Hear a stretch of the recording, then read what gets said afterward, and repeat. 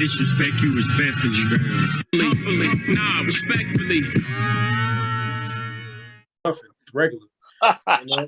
I wish. Must be nice. Hey, look. I wish. Look. My new thing is I say this to Donnie all the time. Every time he's talking about somebody getting money like that, I'll be like, yo, what? I mean, it's good for that nigga. Right. Good for that nigga. Good for that nigga. You feel me? Yeah, at least one of us getting to it. Need somebody. Man. Shit, Thomas. But I'm real that the reason why I can even get to the bag is because of you. oh yeah, no, I'm hip. I'm hip. But the thing is, you don't want to put in that grind. You feel me? You don't want to got all in the breeze and did all that work. So at the end of the day, it is what it is. You feel me? Yeah, Wasn't mad if it wasn't. I tell everybody, none of this shit be going on if it wasn't for Thomas. To tell you the truth, Man. like nothing was popping until Thomas had put me on. He said, "Ain't shit moving." Right, well, shit moving. I don't care how many degrees I had. All that shit ain't mean nothing. Yeah, until you was like, yo. But you fell on like a lot of different situations that should have popped off and just didn't. So it was just one of those situations where it was like, it really wasn't. It was the universe. You feel me? So I just, the way it worked out is the way it worked out. You know, I was fucked up prior to you. I had a master's degree and I was cleaning toilets, my nigga. So tell you the truth, yo. Yep. I give all praises due to I'm real clear that it wasn't me that got here. That's for sure. Right.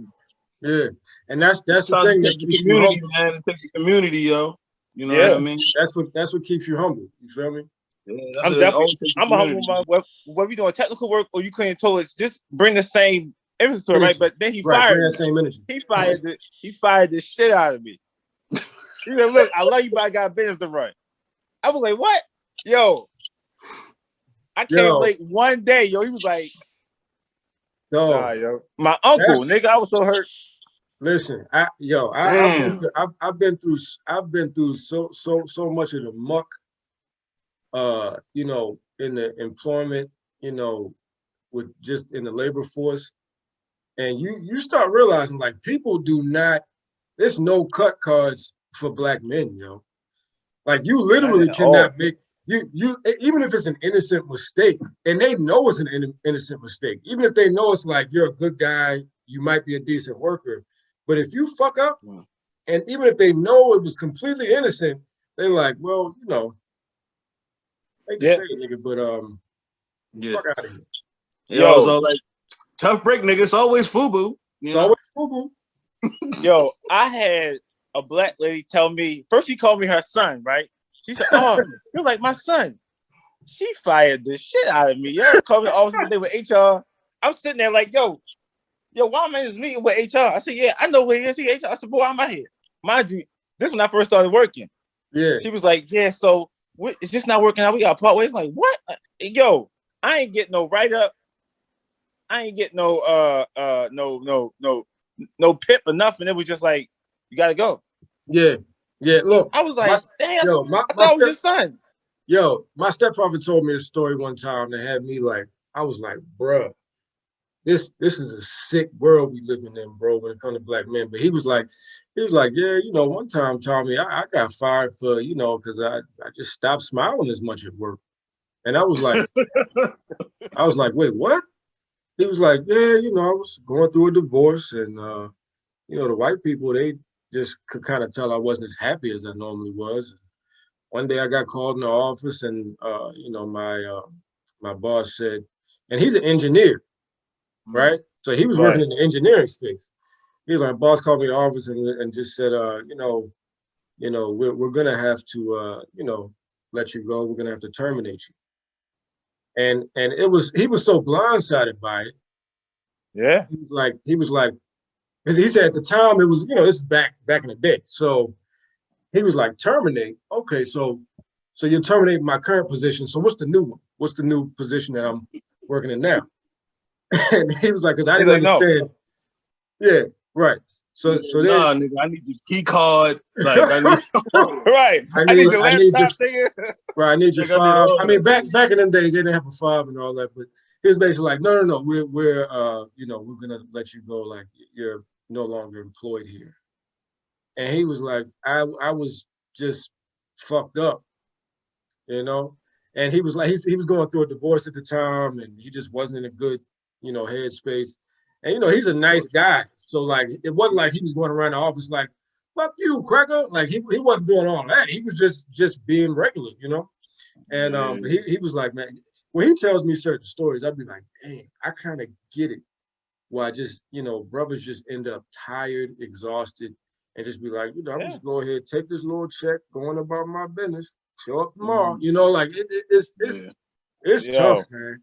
I'm telling you, yo, it's so much BS out here for black man trying to, because I was talking to my wife, because back then she was like, you should just quit this technology stuff. I'm like, but what else can like it's gonna be the same wherever I go. Yeah, I look, like, listen, I've been in situations like that with black women who have said that to me, and it's just like, I'm almost 2 degrees in, I've interned, I've done the work, and you about to tell me, and they'll just casually say, you know, you should just let all that shit go. Just move on. It's like, what do you? I don't understand. What do you mean? Nah, we passed that point now, you know. And then you know, they also don't get that, because nobody really talks about it. Black men are not welcomed into certain spaces. So like when I was, you know, when I got the couple positions that I've had in the past, I was always one of maybe 2 black men there, right?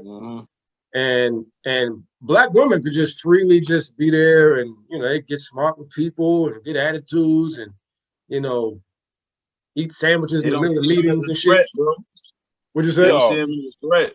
They don't see him as a threat. Right. So it's like, but they don't understand that, like, we can't, like when that, like this thing now where it's like, okay, bring your whole self to work and be your unapologetic black self and all that.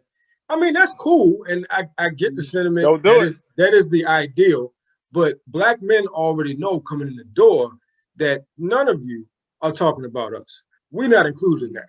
You feel me? So like, it's an understanding that yes, bring your whole self to work, except for you, nigga. Don't you ever think about bringing your whole. Bring yourself to work. You bring you button your motherfucking collar. You make sure you button that collar to the top, nigga. I only want to see your black neck. What the fuck you talking about? Hell yeah! Like for everybody else is bringing in your face. For everybody else is bring your whole self to work, but for us is you just bring your ass to work. Bring your black ass to work. You feel me? Better not bring yourself in this motherfucker. You bring yourself in here if you want to. Man, this one position I had, we started having like these I don't know, like diversity breakout room meetings, and you know, like racial literacy meetings, and it would always be me, the one black dude, the lone Negro, in a room full of white Hispanics, and let's just keep it a buck. White Hispanics, all they are exotic white supremacists. All right, that's it. You feel me? Word. That's all they are. You ain't lying. Like there's nothing. And I'm talking on an aggregate, right? I'm not saying every white Hispanic, but when you get into these spaces, you start realizing like, oh, this is just exotic white supremacy. That's it. And that's how white people look at them. They're like, oh, well, you're one of us. You're just the exotic. You're just the ethnic exotic one, right? Yeah. So this part is definitely going up on a disrespectfully, you know, Patreon. Because Patreon page. Yeah, that's Patreon. You gotta pay for that kind of action. Yeah. But anyway, so yeah, man, niggas been through it, but